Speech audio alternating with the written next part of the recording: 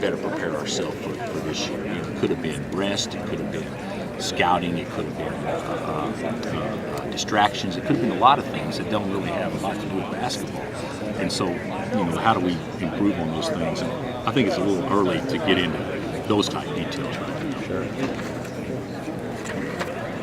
How does that look? He looks big.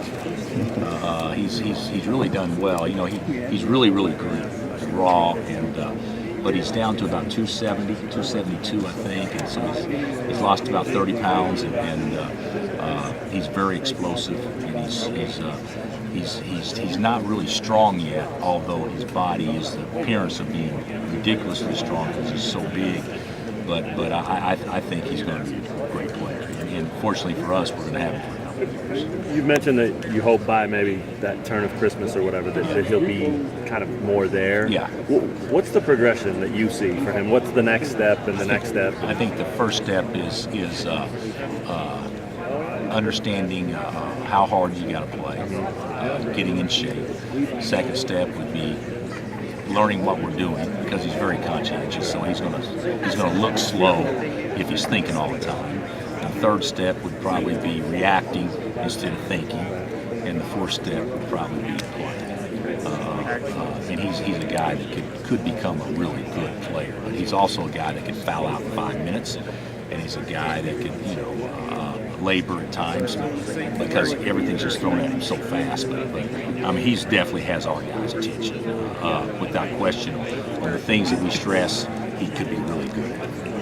With Josh Jackson this year, obviously he's outstanding talent, blue chipper. Is there any fear that he might only be here for a short period of time and maybe not like the guys you've gotten in the past, or the recent past, where they've been in 3 and 4 months? Oh no, I'll announce to everybody we anticipate Josh being here for 9 months. Okay, so but the good thing about Josh is he's unpacked his bags, whereas I think sometimes kids go to college, but still yet their sight is on the next thing. If his sight's on the next thing, he doesn't let anybody in Lawrence, Kansas know it because he's unpacked his bags and he wants to be a college kid and he wants to be a teammate and a friend and all those things that college kids go through. I think that's the case, but make no mistake about it, we are not banking on him coming back for a sophomore campaign. So you guys had the chance to tie UCLA's conference championship record this season with 13 straight. What kind of mental element does that bring to the game? I think it may bring a little pressure, but I think it also brings a lot of pride and a lot of motivation. You know, there's some dog days in our league. You know, we went through it last year. I don't know if you guys remember, but after the OU game, I mean, we were bad names. We were bad in Stillwater. We went through a period of time where we weren't very good. I think a lot of it because it's the grind of a year, and I think when you have that carrot up there or out there, and the motivation that you can do something pretty special if everybody stays focused and fights through it. I think that'll definitely help get through some tough times.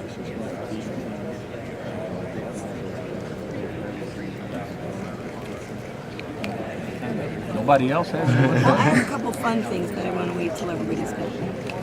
How's the chemistry with the senior leaders? I think I don't know what they said, but I think the guys really like each other. I think Josh and Udoka and Mitch has fit in really nicely from a teammate standpoint. But Frank and Devontae and Landon, you know, they've taken a lot of ownership, not only leadership but ownership of everything that's going on, and Josh he's an alpha dog in that he adds to the leadership mix. So right now I think the chemistry is good, but it's easy to be good when you're undefeated and everybody's 0-0. You know, your chemistry is tested when things start going south, and but right now it's good. College basketball season starts now with these premier games and big matchup tournaments right off the bat. How much does that give you a sense of your team getting some chemistry on or off the floor and facing adversity? You know, I think that's good. I'll say it's good because that's how we do it. If we were doing it another way, I'd say it was best to do it that way that we were doing it. But certainly Indiana and Duke in the first week is probably about as tough a schedule. And they'd be hard games if you played them at home, let alone how we were in New York. So I think that'll be good for us. You know, the great thing about basketball, or one of the great things about basketball, is you can actually use a game to educate you on where you are as a team and have it not totally crush you. You know, we we got hammered by Kentucky not too long ago in the second game of the season, and that team was a 2 seed. We've lost in the Champions Classic and went to the national championship game. I mean, but football is so different because one loss can put you back. But I think it'll be great for our guys. Coach, there's a lot of veteran players this year in this conference at the guard position. What kind of impact does that have going into the season, and does it change your style of play at all? No, it won't change our style of play, but you're right. And when you stop and think about it, you got Jordan Woodard, a senior. You got Monty Morris, a senior. You got Matt Thomas, Nas Long, seniors. You got Frank Williams, senior. You got Forte, senior. You can just go up and down. Now you also have some good young kids, Texas's kids, whether it be Roach Davis or whoever, that are also not seniors. But it is you could make a case that could be the strongest position in our league, in large part due to the experience. How do you think that elevates the conference as a whole on the national level? Well, I think last year, we had good seniors, and that's one reason why I think we had the overall best conference.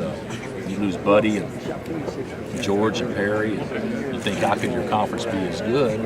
And you think the appearance would be to take a step backwards, but you've got some really good recruits coming to our league, and then you got some sophomores and juniors last year that are ready to have the same roles that those kids had last year. So I think we have a good balance now.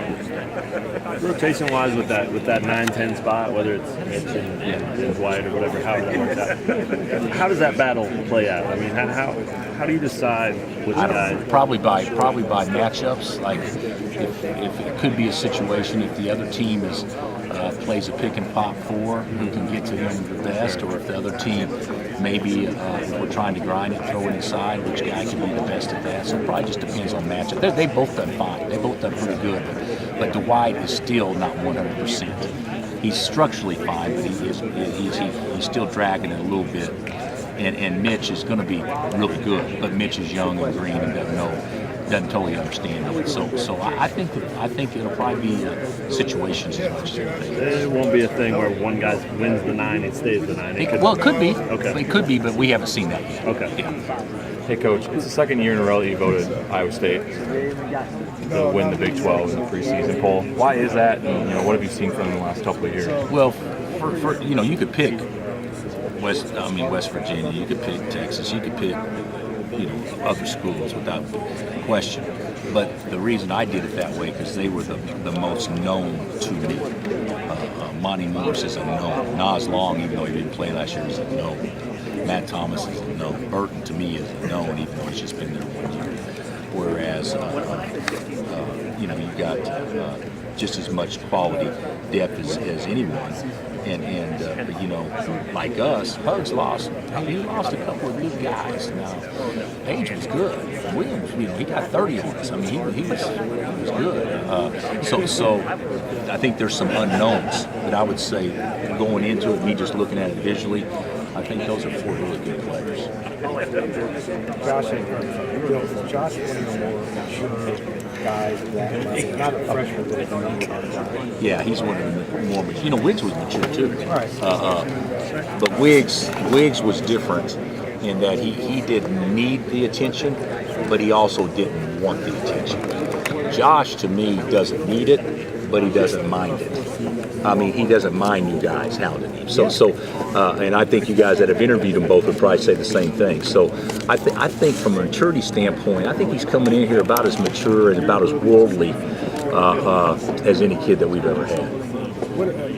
The background, what gets him ready for this? I think his mother, Apples, did an unbelievable job preparing him for this. And granted, there's still some things that's going to happen with him that he hasn't seen yet. And he's going to feel some pressures that he's never experienced yet. But I do think his mother has done an unbelievable job preparing him for this moment. Something they've talked about a lot growing up. Larry Keating said something he said was going down the hall, and he initiates the handshake. Yeah. I'm Josh Jacobs. He's good at it. He's good at it, but it's not fake either. I mean, he actually has been. He is naturally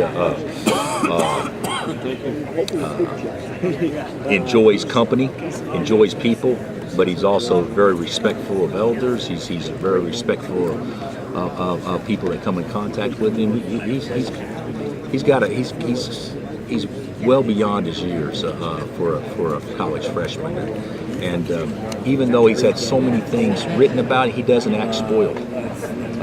He acts like a guy that wants to prove, as opposed to a guy that thinks that he's already arrived. Naturally, he's going to be tested coming in like this in practice. Sure. Guys just say so. Oh, yeah. What's I guess the worst case you've seen where a guy was just they went at him and either did or didn't respond?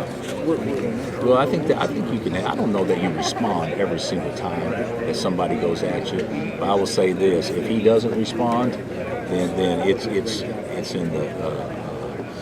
in the minority. He is a competitive dude that likes when somebody else is good, because now he can test himself against the best. He enjoys that. I think in his mind, whether or not he plays better from a points production standpoint, but I think he'll do more to fight for his team if he feels like he's being challenged each and every way. He's the type of kid, I think, that could have somebody score 2 straight baskets on him, and his way of getting back at him is to make sure our team has a good possession, as opposed to going back and shooting the ball trying to get back. Yeah. So I don't think a lot of kids are that get that, but I think he does. It still remains to be seen, but that's the impression we all get right now. I know people like to joke about it with that father or grandfather role on each team, whether it was Brady or Travis or now it's Landon. Is there a value to having that guy though, and maybe is that different than just a senior? I mean, it may be. I don't know. I don't know if fifth-year guys are different. But Landon, he's 6 years older. He's over 6 years older. If I'm not mistaken, he's like 6 years or 2 months or 3 months or something than our freshmen. So I think there is some value having a big brother like that. Sure. I'm not sure if the difference between 5 and 6 years makes a huge difference, but I do think it creates more ownership for Landon to be the elder statesman. How have you seen Landon and Frank and some of the older guys on the team kind of helping out some of the younger guys on the team? Well, Landon is the best assistant coach there is, because he coaches Udoka every day. Like, he walks when Udoka does something, he'll literally walk on the floor and point and say, "No, Doak, this is where you need to do this. This is why we're doing this," and then remove himself right there. He's good at it. It's not something that we tell him to go do. And I think he's taken great pride in getting Doak ready. Probably about as good as anybody I've ever been around. I don't know if I've ever been around anybody that coaches young kids better. With the relationship between Landon and Udoka, does the coaching staff let Landon take over? Or do you guys still? I think a lot of times it's no. We'll coach Udoka, but I think a lot of times it's easier for players to teach players. Like when they're in the dorms or on practice, coaches may see it, they may let it go. Landon may not let it go. A lot of times I could say, "Hey, Landon, show him what he did wrong," and he'll go do it. And Udoka is such a sponge; he wouldn't make any difference who's telling him. He would try to soak it in. So I think it's good. I could see him being a very good coach when he finishes playing. Who do you think Phil's